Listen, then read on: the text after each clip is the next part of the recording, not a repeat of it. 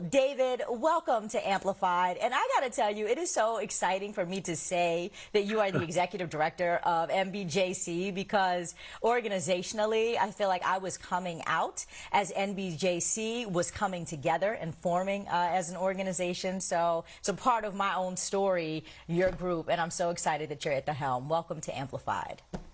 Listen, I want to start by saying thank you for having me. We talked about making this happen, and I want to say how proud I am of you in this space. I celebrate you starting there because so many people don't know that Mbjc is an 18-year-old organization that has always existed to support us in doing what we're doing now, being able to show up and show out by bringing our full selves to the table.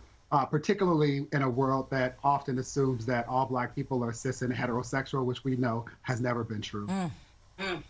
No, it has not. And I got to say, this whole idea of coming out, right? This National Coming Out Day, I didn't get it when I was younger, when I was like in college. And it wasn't until I was in my early 20s that I realized, because of the position that I was in as this young Black woman working in and around the Congressional Black Caucus, where at that time, this was early 2000s, there were not a lot of us who were Black and out and gay up on Capitol Hill.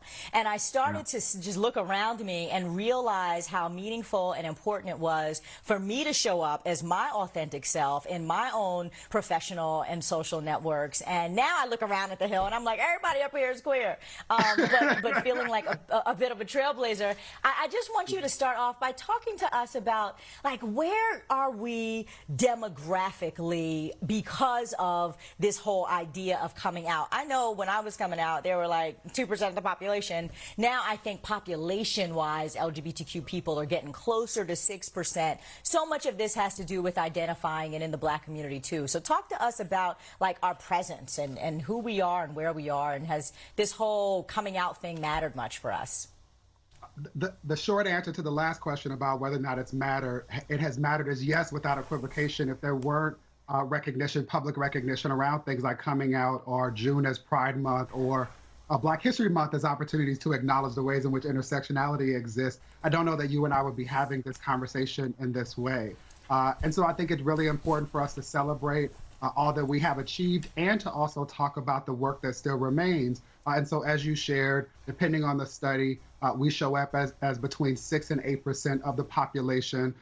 But it's also complicated because there are so many members of our community who do not identify with the socio-political constructs that are usually used to capture us, right? It gets complicated because I, for example, don't identify as a gay man. I identify as a same-gender loving man. And I do that because gay is a white male political construct, right? When people talk about the white LGBTQ movement, or the LGBTQ movement, without being specific in naming whiteness and the ways in which it upholds anti-Blackness, it erases us, you and I, and the challenges that members of our community face. And so when we think about the fact that most Black, queer, trans, and non-binary people, we live with other Black people, we are disproportionately concentrated in the South, the states where it is still legal to discriminate against us, right? When it comes to sexual identity, gender orientation, or expression, it's really hard to have a meaningful or accurate sense of how significant we are with regard to representation. But I go back to where I started, which is that even when people try and erase us and don't want to celebrate, for example, that the modern civil rights march on Washington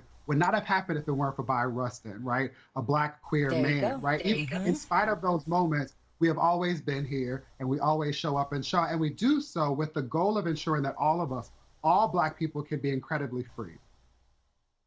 Yeah, you know, people used to ask me all the time, because I was a leader in the LGBTQ movement. For those who don't know, I was the first Black person to lead the gay movement's political arm, which is called the LGBTQ Victory Fund and Institute. And that was a really big deal. And that wasn't that long ago, by the way. This is like 4 or 5 years ago. And it was a really big deal to have a Black person leading in the LGBTQ movement. And I would get asked, like, are you Black or are you a lesbian? Like, which one are you first? And unequivocally, all the time, all day long, when I show up and walk into a room, I'm a Black woman.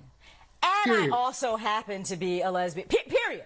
Right. I'm a Black woman, right? And yeah, you know, I'm a same gender loving person. I happen to be a lesbian, like, and all that's great and fine, and certainly is important and meaningful. And I was a part of the liberation struggle. But the thing that you are talking about, David, that is so important is that Black people understand the need for justice.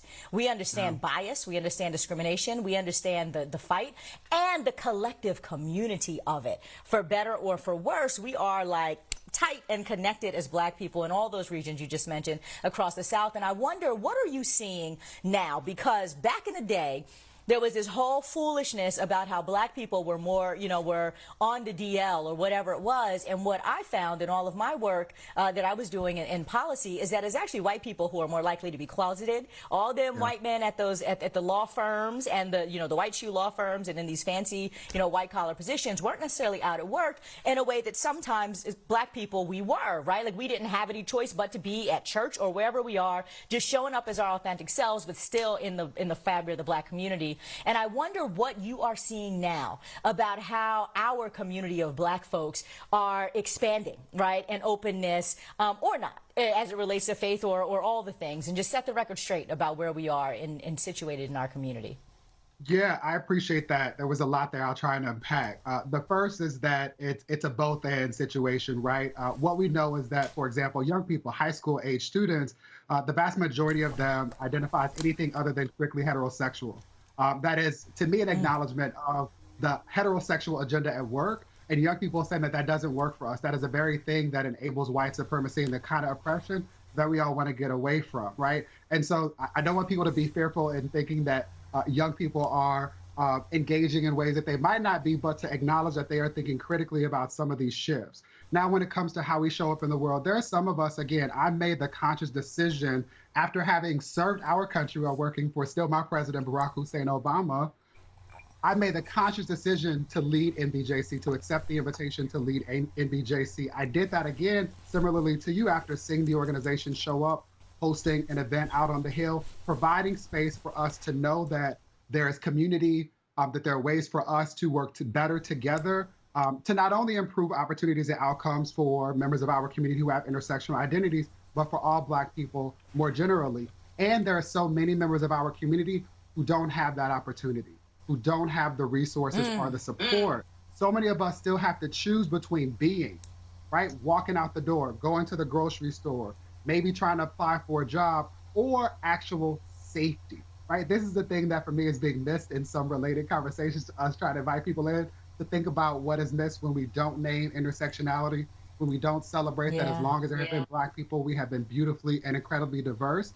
And so again, to go full circle, I worry most about our babies who exist in schools that they are forced to attend, where even before they may have the resources or wherewithal to identify as members of our community or not, most often they're assumed to be, which is a whole nother problem when we are transposing these social political constructs onto babies.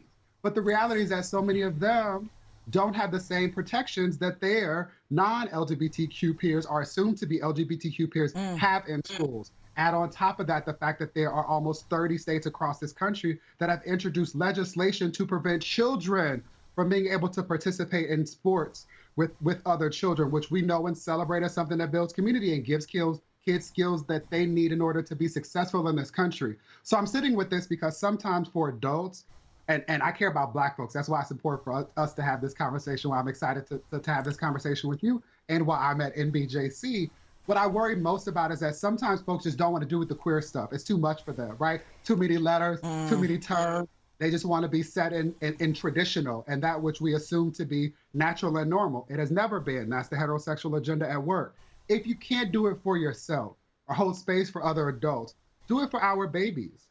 Do it for our babies. Lisa Hilliard, a sociologist, talked about, I've never met a Black child in particular who is not a genius.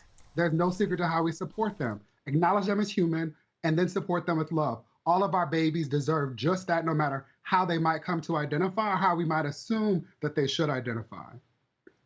Yeah, I want to go back to something that you're talking about, which is really this assault on the babies by grown people. Okay, these are adults who are in positions of power. They're policymakers, Right. etc. We've had some wins as a community, but you still got these grown folks sitting around state legislatures and governors' mansions and everywhere else coming after our kids. Sometimes it's even our own people. I actually want to play a clip right now that was obtained from Right Wing Watch that is an example of the type of dangerous rhetoric that we're fighting against. Let's listen to this. There's no reason anybody anywhere in America should be telling any child about transgenderism, homosexuality, any of that filth. Bruh, I'm just going to let you react. Thoughts? It be your own people sometime. It literally be your own people sometime. And then here's what I struggle with. I then struggle with Black folks who will say, it's his freedom of speech, and then criticize me when I use my freedom of speech to say that can contribute to violence. And here's the connection for me, and here's what I worry most about. Right? People dismiss it as traditional or natural. Somebody might laugh at us as a joke, or just simply say like, move to another state, right? Like just disengage. A couple of truths are, not talking to us about LGBTQIA+ history, culture, identity doesn't stop us from showing up in the world as LGBTQIA+ people. We know that as Black folks, right?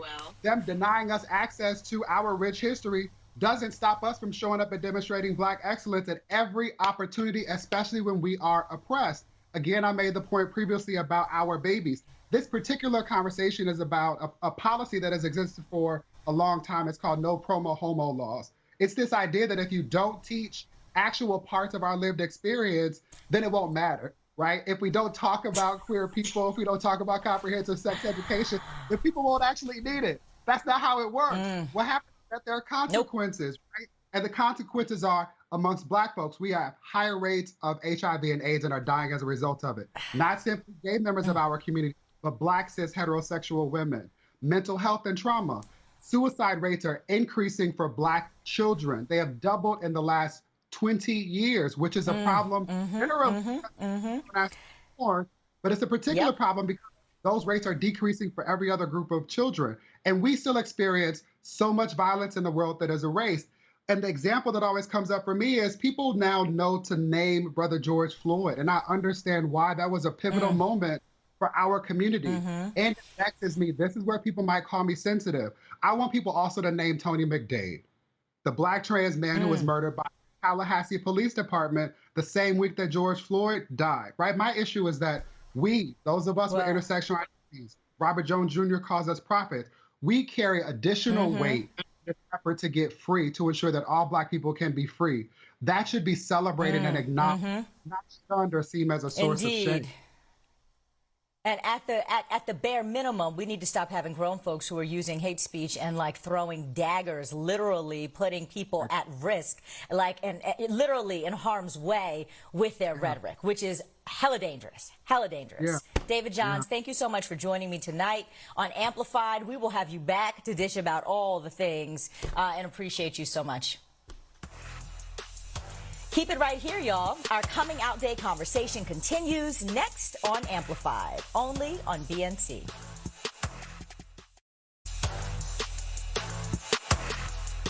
Welcome back to Amplified. Today we are celebrating 33 years of National Coming Out Day. And I have to say that the children, y'all, really are our future. I am so inspired by the young people who are bending gender norms and leaning all the way in, quite articulately, might I add, into their LGBTQ identities, despite of the bias and bigotry that still exists, and frankly, in so many instances, in spite of it.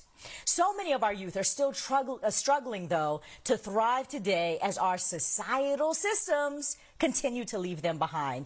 With me to discuss is Dr. Paville Foster, who is the Chief Operating Officer with One Roof Chicago. She is helping LGBTQ plus youth navigate through the difficulties that they face with housing and career development and just growing up as a part of the population that is already marginalized. Thank you so much for joining me. And I got to tell you, I always want to, on Amplified, lift up the positive power stories. And we're going to do some of that. but Absolutely. I think it's really important to talk about where we are, because a lot of folks I know, especially Black people, are like, yo, y'all winning. LGBTQ, you know, whatever, y'all winning. Y'all done got marriage, y'all got this, the kids are all queer, like everything is good. And that's not necessarily the case. So talk to us about what's going on with LGBTQ youth right now. So, young people, and thank you so much for having me. This is truly amazing. I think that the biggest thing is that we have to understand that with young people, they're resilient. They are resourceful, and they will do everything that they need to do. Here at Howard Brown, at one of our programs, which is the Broadway Youth Center, that is what we are encouraging our young people to do, is to be their authentic selves. 40% of the population who are young people who are experiencing homelessness come out as experiencing homelessness because they've been kicked out of homes, because they identify with the LGBTQIA population or community. And that is tough when you have over 800 young people living on the streets of Chicago and experiencing some level of homelessness. 40% of those young people are, you know, LGBTQIA, and that is difficult to see. You have to provide services for those young people. You have to make sure that their needs are met. You have to make sure their basic needs are met because they don't have the support. So this space here with the Broadway Youth Center is to assure that they get to be themselves, but they get to also get their needs met, and may not be meeting, you know, those needs may not be met at home. And so when I talk about the resilience of our young people that we see every single day in this space, that means that they may sleep on a train.